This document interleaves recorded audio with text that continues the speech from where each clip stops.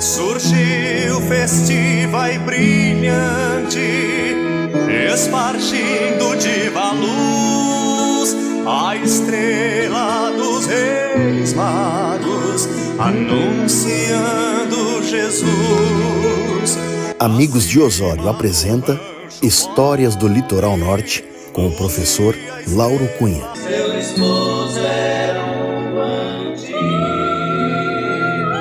senhora dona da casa.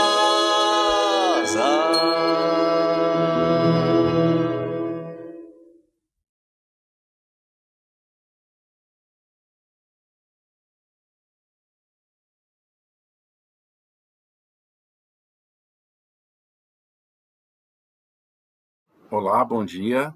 Eu sou o Lauro e este é o nosso quinto capítulo da história do Litoral Norte. É o quinto capítulo de uma série de muitas dezenas, como eu digo. E o capítulo 5 trata então da criação da freguesia de Nossa Senhora da Conceição do Arroio, da paróquia de Nossa Senhora da Conceição do Arroio, que o ano passado, em 2023, completou então 250 anos. Porto Alegre é um ano mais jovem. Em 2022, os porto-alegrenses comemoraram, marcaram bem a data de fundação da cidade, os 250 anos de Porto Alegre. O ano passado aqui em Osório não houve essa associação de aniversário da cidade com a criação da freguesia, né? A freguesia, como a gente vai ver nos próximos capítulos, ela tinha também freguesia e paróquia, é a mesma coisa, paróquia e freguesia, a mesma coisa, só que se usa mais paróquia no sentido religioso do termo, e freguesia também, é a mesma coisa, mas a freguesia também tinha assim um sentido de divisão administrativa, né? Nós estamos no século XVIII, nós estamos, o Estado brasileiro ainda não existiam ainda os municípios, né? Então, quando se diz assim, o comandante militar da freguesia de Nossa Senhora da Conceição do Arroio, obviamente que neste caso se está falando daquele recorte espacial, né? Não da igreja propriamente dita. A criação da freguesia de Nossa Senhora da Conceição do Arroio, eu já falei em outras ocasiões, ela se deu de forma atípica, né? O que seria o surgimento, como seria o surgimento de uma freguesia, de uma paróquia, tradicionalmente, normalmente, né? O que seria o típico? No mundo rural católico brasileiro, gaúcho, aqui se dava assim, ó. Uma determinada população rural dispersa reivindica, reclama que a igreja matriz é longe, reivindica então a construção de uma capela. Tendo autorização para erguer a sua capela, essa sociedade rural dispersa ergue esse templo, esse prédio, essa casa, essa igrejinha. E ela é uma capela porque ela não tem um padre fixo. Aparece ali, de vez em quando, um padre para rezar uma missa, para batizar as crianças, né? Na ocasião da festa do padroeiro, da padroeira. Mas isso já é algo assim muito importante para aquela sociedade dispersa, porque já temos, a partir da elevação de uma capela, já temos um ponto de convergência, né? As pessoas vão, na melhor das hipóteses, vão ter uma missa por mês, uma missa a cada 15 dias, porque esse padre tem que vir lá da igreja matriz, por isso que ela é uma capela. Mas pelo menos já se começa a criar uma ideia de comunidade, né? As moças já colocam o seu melhor vestido, os moços põem a sua melhor camisa, porque naquela ocasião é uma ocasião de encontro, de convergência, como eu falei, né? E é onde as pessoas passam a ter a ideia de pertencimento a um lugar, né? Então, é onde os homens fazem negócios, né? É a ocasião de um encontro, né? E essa capela cresce em importância ao ponto daquela população reivindicar para o governo o estabelecimento de um padre fixo, né? A partir do momento que aquela igreja tem um padre fixo, um padre só daquela comunidade, a gente passa a ter uma igreja matriz, a gente passa a ter uma paróquia, a gente passa a ter uma freguesia, né? E isto, naquele mundo rural, é uma coisa extremamente importante. Por que eu digo que a nossa freguesia não surge dessa maneira tradicional? Por que eu digo que ela é atípica? Bom, a freguesia de Nossa Senhora da Conceição do Arroio, ela foi criada com sentido inverso. Quer dizer, imaginava-se que a criação da freguesia é que fosse atrair os moradores. Como que isso se deu? No capítulo anterior, a gente viu que a gente encerrou mais ou menos no ano de... mais ou menos não, no ano de 1763, e nós dizíamos lá naquela ocasião que foi a data que os castelhanos espanhóis tomaram Rio Grande.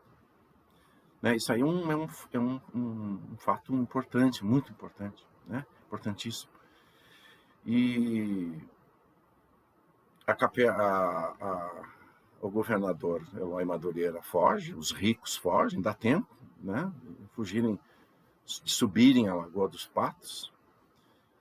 A vila mais importante depois de Rio Grande era Viamão, vieram para Viamão. Não só, vieram como transferiram a capital daquilo que era o Rio Grande do Sul na época para Viamão, né? E essa ocupação espanhola no Rio Grande do Sul, ela tem consequências diretas aqui no litoral norte, porque uma vez que o Porto de Rio Grande está em mãos dos espanhóis, vai acontecer o que era normal, assim, né?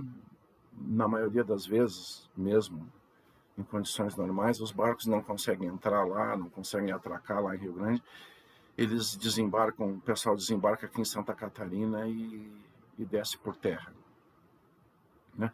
Então, 6 anos de ocupação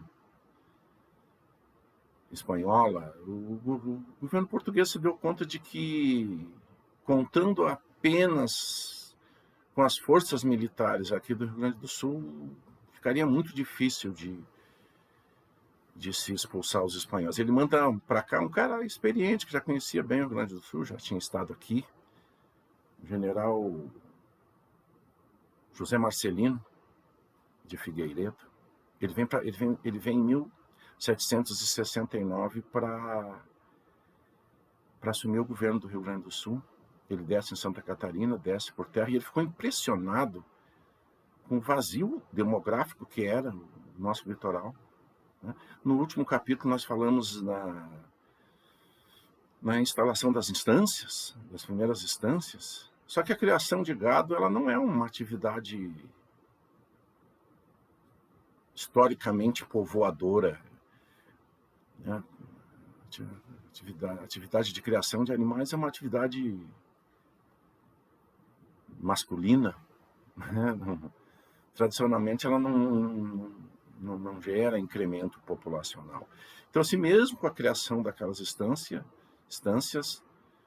como nós vimos, a nossa população aqui era muito, muito rarefeita, muito pequena, né? A quantidade de pessoas que viviam aqui no litoral norte. Quando os espanhóis tomaram Rio Grande, em 63, a ideia deles era óbvia, né? Subir recuperando aquilo que a Espanha havia perdido já para Portugal. A intenção era expulsar esses estancieiros aqui do litoral, tomar os campos de Viamão e subir o rio Jacuí e chegar até Rio Pardo, onde tinha um outro forte, né? A ideia deles era simples, né? Mas o José Marcelino, quando desce, ele chega à conclusão de que não era muito difícil dos espanhóis colocar em prática esse plano diante desse vazio demográfico que era o litoral. E foi aí que ele solicitou, então, ao bispo do Rio de Janeiro que criasse aqui freguesias, né? Então, por isso que eu digo, o processo se inverte, né? Não é uma população que demanda uma capela, quer dizer, a criação, a fixação de um padre numa igreja é que atrairia pessoas. É claro que isso não vai funcionar, né? Não, a ideia era uma ideia que na prática não funcionou, né? Mas o fato é que durante 13, 14, 15 anos, durante a ocupação espanhola, o litoral norte vai ser profundamente pisoteado, sapateado por essas tropas militares aí, né, que desembarca em Santa Catarina e desce para o Rio Grande do Sul.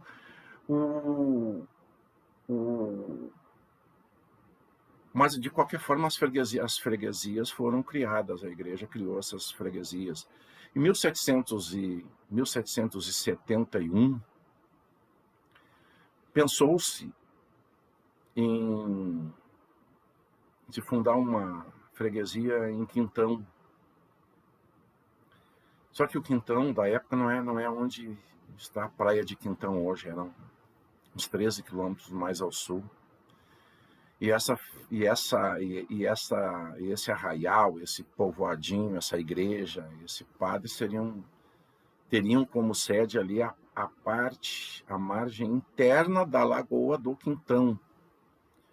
E aí era o melhor lugar. Só que ali tinha um problema, muitos problemas. Por exemplo, não havia pedra para as construções. Não havia madeira. Nesses campos não tem madeira. Tem esses capãozinhos, esses capão modestos, né? Não tem madeira. Não tem argila de qualidade para as rolarias, né, lá em Quintão. E, principalmente, a fundação de uma freguesia no litoral norte, o povoamento do litoral norte, ele tinha também a função de produzir alimentos e produção de alimentos agrícolas.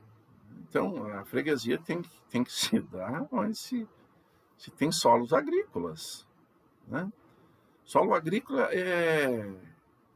Não que nesses campos não se plantasse mandioca, abóbora, né? Essas aí são culturas que se adaptam bem até nesse solo pobre da nossa planície. Mas solo agrícola de qualidade é solo onde se planta milho, né? Milho era essencial para os animais de tiro, animais de trabalho, animais de trabalho, né? Eles têm que comer milho, né? Mas com milho se tem galinha, se tem ovos, se tem porco, se tem banha, se tem torresmo, se tem linguiça, né? Isso aí são tudo proteínas, né? Que não requerem refrigeração. Na época não existia geladeira, né? Então, milho significa proteína, né? Além da farinha, né? Então, em 73, ele cria 3 freguesias. Nossa Senhora da Conceição. Em 72, cria a freguesia de Porto Alegre. Em 1772, cria a Madre de Deus de Porto Alegre. No ano seguinte, em 73, ele cria São Luís de Mostardas, ele e o José Marcelino, governador, né? São Luís de Mostardas e Nossa Senhora da Conceição do Arroio. Em 74, cria Nossa Senhora da Conceição do Estreito, um pouquinho acima de Rio, entre Travares e São José do Norte, ali é a localidade de Estreito. A única freguesia, dessas 3 freguesias criadas aqui no litoral, a de Conceição do Arroio, ela era a que mais prometia, porque ficava junto à serra. Quando se pensou em erguer essa freguesia lá em Quintão, havia a necessidade de desapropriar o proprietário, né? Além de todos aqueles fatores negativos que eu falei. Enquanto que o governador foi avisado que havia uma estância aqui no litoral norte cujo dono devia para a coroa portuguesa e faleceu. Então essa estância pertencia à coroa e vinha sendo alugada. Então, nesse caso, não precisaria indenizar ninguém, além do fato de estar ao pé da serra, né?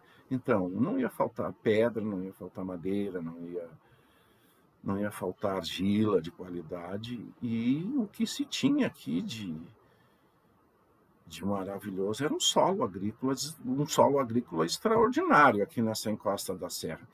Porque essa criação de uma freguesia, ela tinha essa função de produzir alimentos e famílias extensas. Não é a pecuária que vai gerar famílias extensas, quem vai gerar famílias grandes é a agricultura, né? Então, essa que prometia, acabou não funcionando o projeto, né? A ideia, né? Não, a freguesia de Nossa Senhora da Conceição do Arroio, como uma ideia de atrair moradores, a princípio não se efetivou, né, esse projeto. Em 73 foi mandado aqui para o litoral, para a nossa freguesia, o padre João Antônio Rodrigues, para um lugar onde nem capela existia, né? Ele já vinha até com a missão de erguer a igreja, né? Quando se fala, por exemplo, que aqui em Osório tinha uma capela que foi construída em 1742, não se confirma isso aí. Nunca encontrei nada de documentos que eu defendo a tese que essa capela nunca existiu, né? Então, lá vem o padre João Antônio Rodrigues, em 73, com a missão, inclusive, de erguer a capela. E o que tinha de diferenciado na freguesia de Conceição do Arroio em relação às outras duas mais ao sul, é que aqui, junto com a criação da freguesia, houve, então, essa distribuição de lotes agrícolas para o assentamento de colonos, de agricultores, né? Essa era a ideia. Só que essas terras esses lotes foram demarcados um ano depois, em 74. Só que era difícil de se encontrar alguém que viesse se estabelecer e trabalhar e produzir numa área de conflito, numa área de guerra, né? O litoral norte nunca teve combates de guerra, combates militares aqui de importância. Mas, assim, era um território constantemente pisoteado, como eu já falei, por essas tropas militares que desembarcavam em Santa Catarina. E já em 74, no mesmo ano que houve esse assentamento de colonos, algumas bibliografias aí da história do litoral norte fala que houve aqui um assentamento de 60 casais. Não se confirma isso, tá? Não, é um equívoco aí. 60 casais era um número assim padrão, segundo a administração portuguesa, para se começar uma colonização, né? Aqui, a princípio, segundo o historiador, o general Borges Fortes, foram 13 casais que vieram se estabelecer aqui. É bem longe de 60, né? Casais, casais del rei, que se dizia, um casal era mais ou menos 5 pessoas. Era o casal propriamente dito, uns 2 filhos e uma pessoa velha. Então, 13 casais daria mais ou menos 65 pessoas, né, que vieram se estabelecer aqui. Então, já nesse mesmo ano da distribuição dos lotes, né, desembarcava em Santa Catarina um exército português poderoso. A coroa portuguesa se deu conta de que estava sendo muito difícil essa expulsão dos espanhóis aqui, do Rio Grande do Sul. E vem da Europa, então, um exército poderoso para esta guerra de reconquista. Esse exército era comandado por um mercenário alemão, um general João Henrique Born. E ele traz mais ou menos uns 6.000 homens. Era algo nunca visto aqui, né? No início de janeiro ele entra, então, no território. Ele, em pessoa, entra no território de Conceição do Arroio, no início de janeiro de 75. Né? Esses 6.000 homens, eles entram em parcelas, o que é pior, né? Vão entrando em parcelas, cruzam o nosso litoral em direção à área de guerra lá, né? Em direção a Rio Grande. Um fato que a gente pode, um parênteses que a gente pode abrir, é que eu sempre lamento o cruzo desses militares por aqui, pelo impacto na economia, pelo impacto na sociedade, né? pelo estorvo. Mas, assim, por outro lado, os militares, assim como os religiosos, eles são, pelo caráter burocrático dessa atividade, eles são produtores de documentos, né? Então, esse general aí, João Henrique Bonner, ele produz uma documentação muito boa, muito interessante, assim, aqui do Litoral Norte, de toda a campanha, mas assim, ele faz alguns comentários muito interessantes aqui sobre o Litoral Norte, principalmente em relação à pobreza, né? E com esses, para o transporte desse equipamento fantástico aí, desses 6.000 homens, o governo do estado manda para o Litoral Norte 130 carretas para transportar esse material pesado de guerra lá para o lado de Rio Grande. Quem vai pilotar essas carretas são índios guaranis ali de Gravataí. E são índios guaranis também de Gravataí que vão lá para São José do Norte para erguer os ranchos, né, para abrigar todo esse pessoal que descia esses 6.000 homens. Né? Então, agora desta vez quem dá no pé, quem foge são os espanhóis. Já em 76, os espanhóis abandonam Rio Grande, os portugueses retomam Rio Grande. Então, parece que a guerra estava terminada, estava resolvida, em 76. Só que, inesperadamente, surpreendentemente, os espanhóis tomam a ilha de Santa Catarina, a ilha de Florianópolis, com uma esquadra muito bem armada. E a ideia dos espanhóis é evidente. A ideia era descer de Santa Catarina aqui para o Rio Grande do Sul e encurralar o poderoso exército europeu do João Henrique Bonner aqui no Rio Grande do Sul. A ideia era muito boa, a ideia era essa, né? Mas Santa Catarina também deu tempo tranquilamente dos ricos darem no pé e os militares mais importantes também, né, fugirem para o Rio de Janeiro.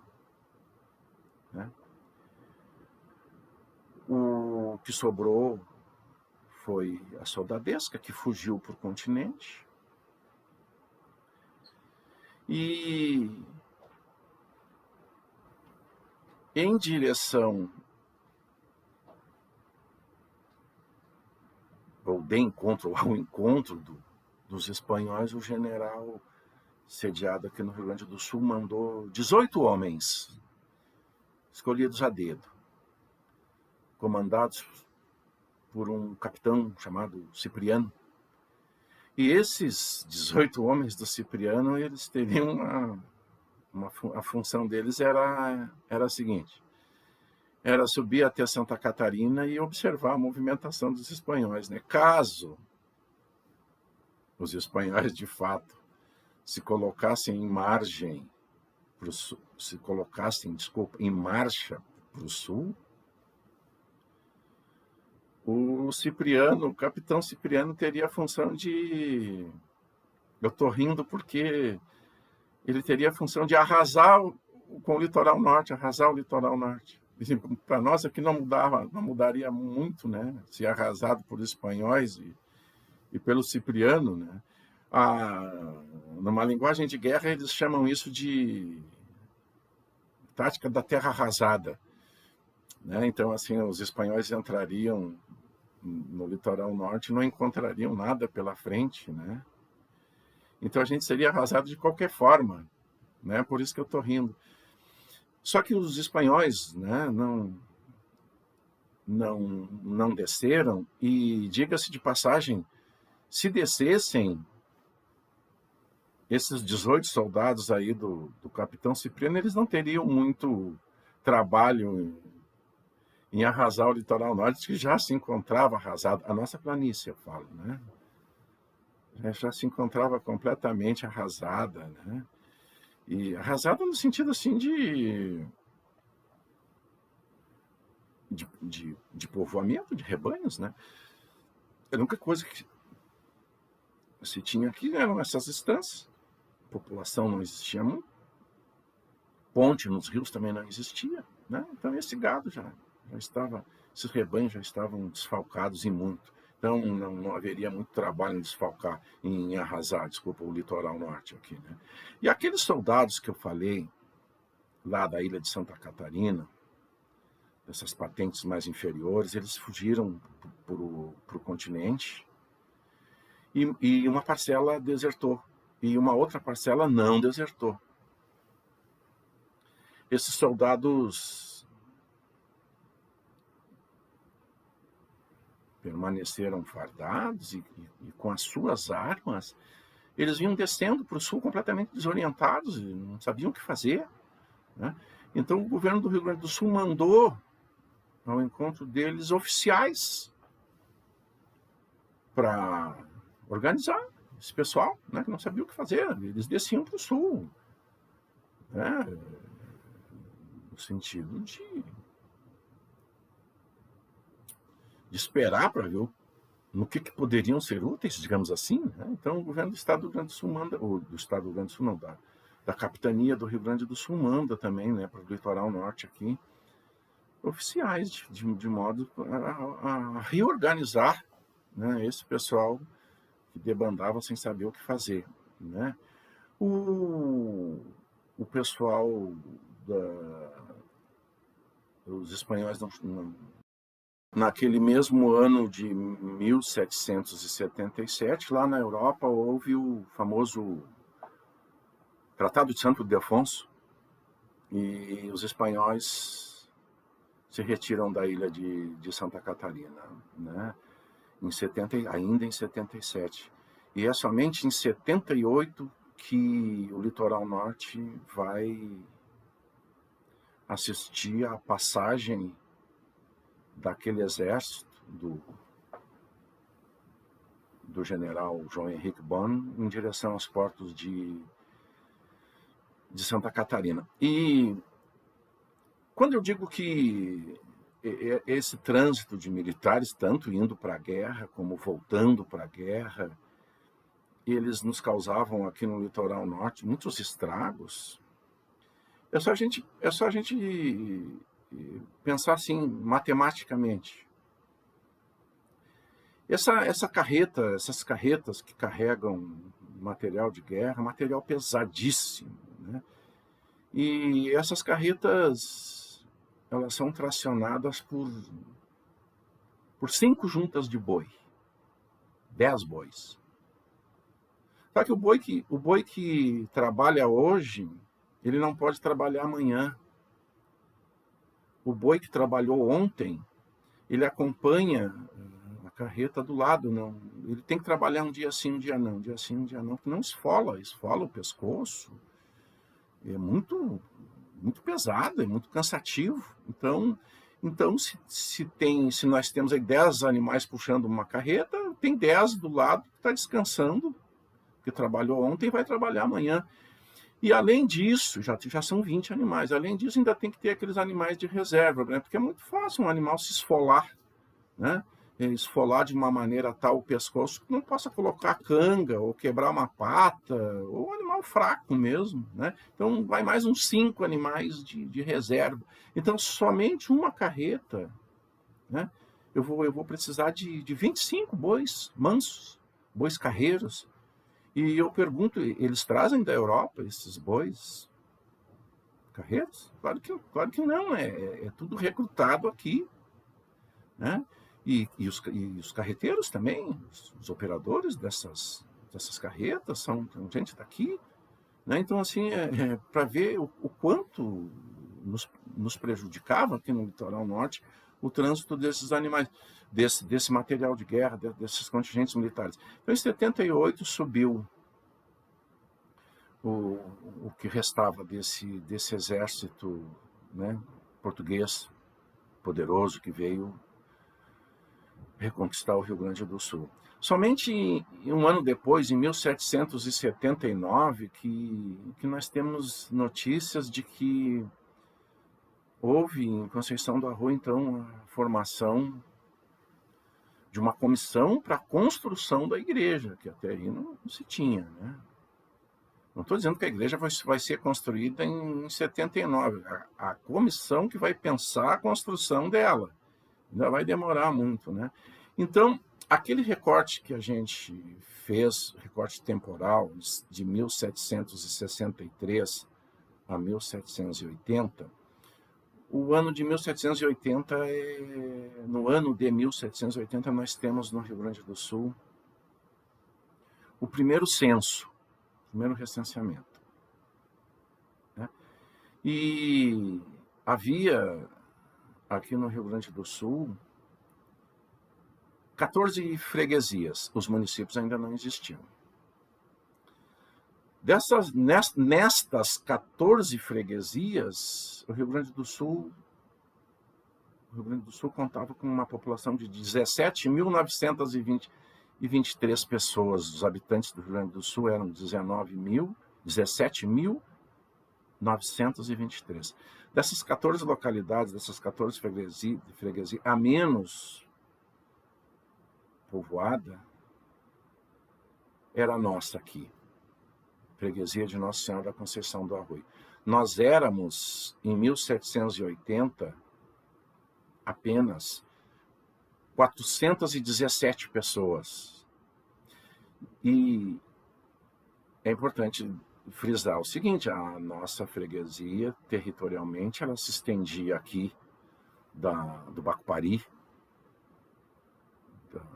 do Bacupari ao Rio Mampituba, né? Era uma extensão muito grande. 417 pessoas cabe tranquilamente num baile do Gaó, né? Para se ter uma ideia. Essa era a nossa população em 1780. E nós estamos, então, há 6, 7 anos após a criação da freguesia. Então, por isso que eu disse, a ideia da criação da freguesia como um ato para atrair moradores, a princípio não funcionou, por causa desse estado de guerra, né? E a população vai chegando de maneira muito tímida, como nós veremos no próximo capítulo, né? E mais um detalhe, destas 417 pessoas em 1780, que é o ano então que nós encerramos, né, 234 eram brancas, 25 eram indígenas e 158 escravos.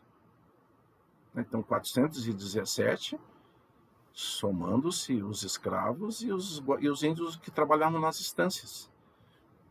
O que havia naquela época bastante aqui eram índios arredios, esquivos, selvagens, como se dizia na época, aqui nessa encosta da serra. Mas esse pessoal na época não era considerado gente, né? Eles eram como se fosse bicho do mato. Então isso aí estão fora de qualquer recenseamento. Nós vamos ver essa questão no próximo capítulo. Para encerrar esse capítulo é o seguinte: eu falei aqui da criação da freguesia de Nossa Senhora da Conceição do Arroio, tentando inserir esse fato, esse evento, num contexto maior. Eu disse que foi uma criação atípica porque se deu uma conjuntura de guerra. Nós temos aqui, por exemplo, um historiador osoriense, já falecido, infelizmente, era um historiador muito bom, Pasqualino Lopes Ribeiro. Ele escreveu esse livro aqui, só que ele não trata da criação da freguesia desta maneira contextualizada, né? A invasão espanhola no Rio Grande do Sul é um evento que vale a pena a gente conhecer mais, né? Eu falei aqui só naquilo que nos interessava aqui para o litoral norte. Mas assim, o grande clássico deste tema da invasão espanhola é esse aqui. Em 1976, então, se completou 200 anos da expulsão dos espanhóis. Os anais do simpósio comemorativo do bicentenário da restauração de Rio Grande. Esse aqui é o quarto volume. O quarto volume trata da dominação espanhola no Rio Grande do Sul. Isso aqui é um clássico, tá? É o que de melhor tem, que eu acho, na minha opinião, né, sobre a ocupação espanhola. Mas, assim, a ocupação espanhola tem até em livrinhos, assim, esse aqui é do Moacir Flores, ó. É uma visão ligeira, assim, né? E, como eu já falei, e vou continuar falando, né, desse vínculo que existia entre a igreja e o Estado, entre o Estado e a igreja. Aquele censo de 1780 foi feito pela igreja, né? Quem sabe das pessoas, como eu já falei, são os padres, né? Então, esses recenseamentos aí, durante todo o período da colônia e do império, são feitos pelas paróquias. E esse vínculo aí da igreja com o Estado, o padroado,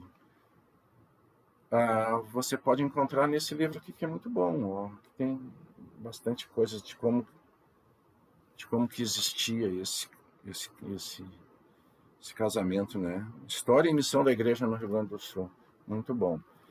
Então, a gente encerra no ano de 1780 e no próximo capítulo a gente vai tratar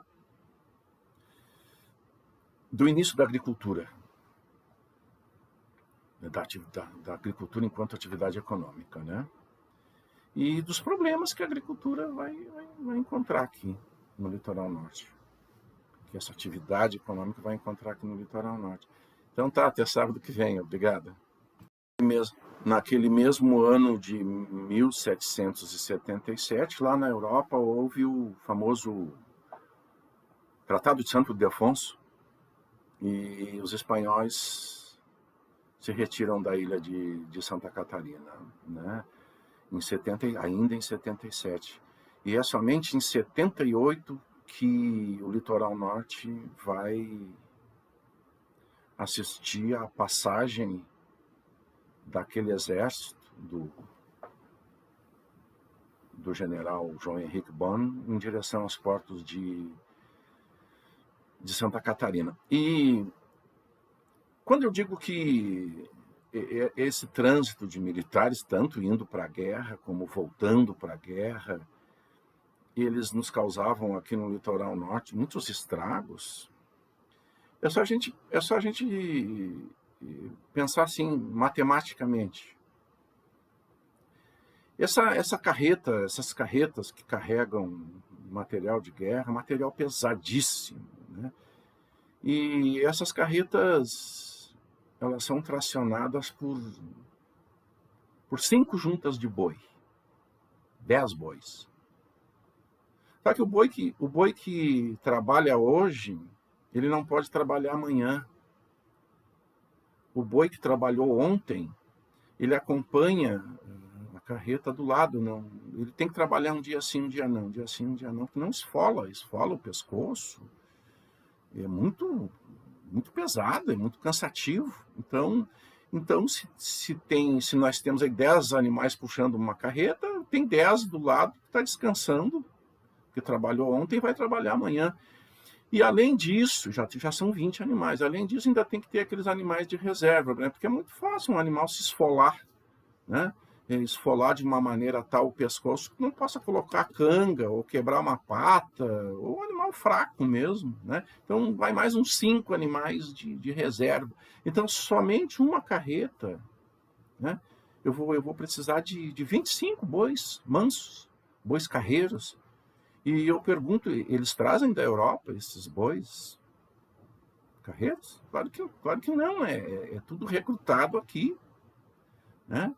E os carreteiros também, os operadores dessas carretas, são gente daqui, né? Então, assim, para ver o quanto nos prejudicava aqui no litoral norte o trânsito desses animais, desse material de guerra, desses contingentes militares. Então, em 78 subiu o que restava desse exército, né, português poderoso que veio reconquistar o Rio Grande do Sul. Somente um ano depois, em 1779, que nós temos notícias de que houve em Conceição do Arroio, então, a formação de uma comissão para a construção da igreja, que até aí não se tinha, né?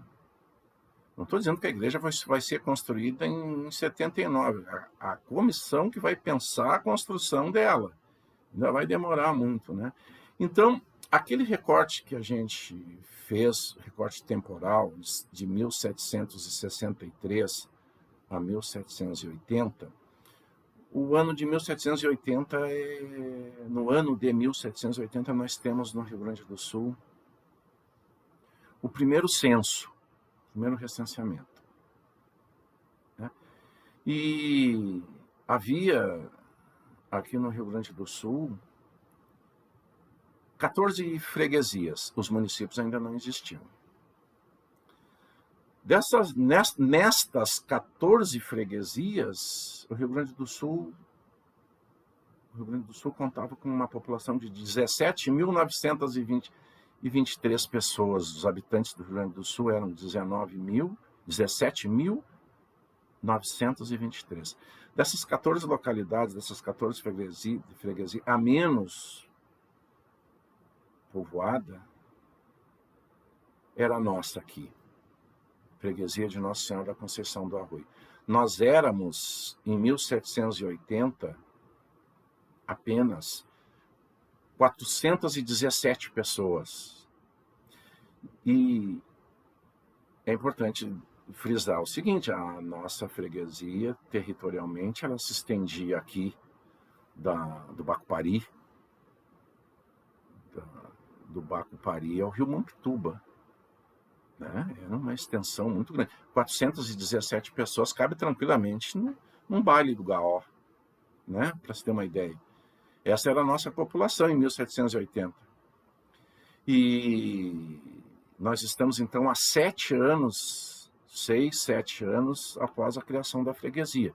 Então, por isso que eu disse, a ideia da criação da freguesia como um ato para atrair moradores, a princípio não funcionou por causa desse estado de guerra, né? E a população vai chegando de maneira muito tímida, como nós veremos no próximo capítulo, né?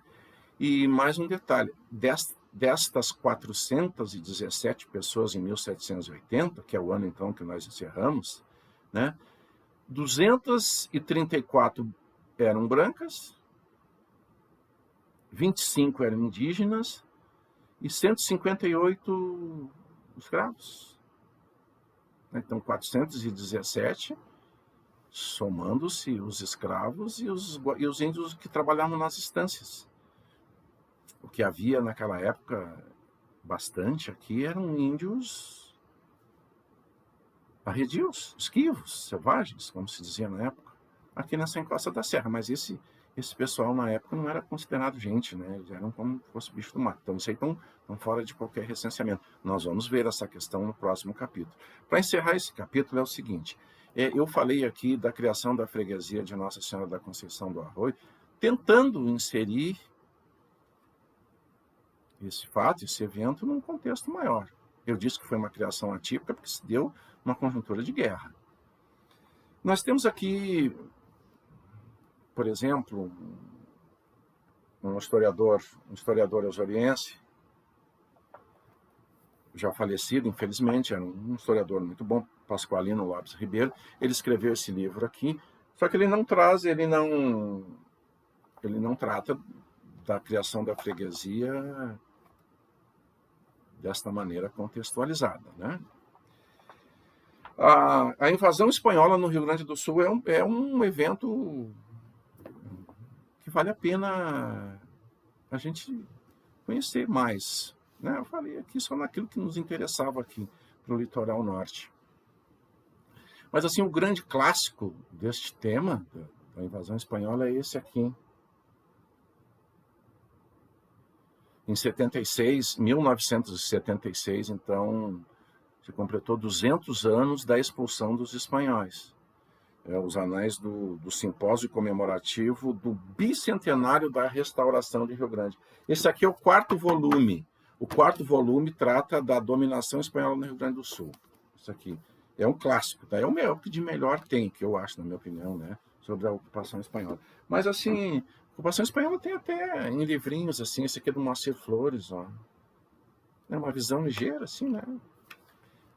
E como eu já falei, e vou continuar falando, né, desse vínculo que existia entre a igreja e o Estado, entre o Estado e a igreja.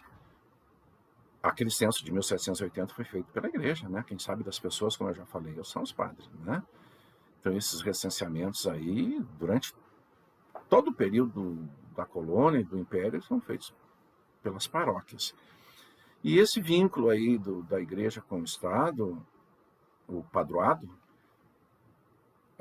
você pode encontrar nesse livro aqui, que é muito bom, ó, que tem bastante coisas de como que existia esse casamento, né? História e missão da igreja no Rio Grande do Sul. Muito bom. Então, a gente encerra no ano de 1780 e no próximo capítulo a gente vai tratar do início da agricultura. Da agricultura enquanto atividade econômica, né? E dos problemas que a agricultura vai encontrar aqui no litoral norte. Que essa atividade econômica vai encontrar aqui no litoral norte. Então tá, até sábado que vem. Obrigado.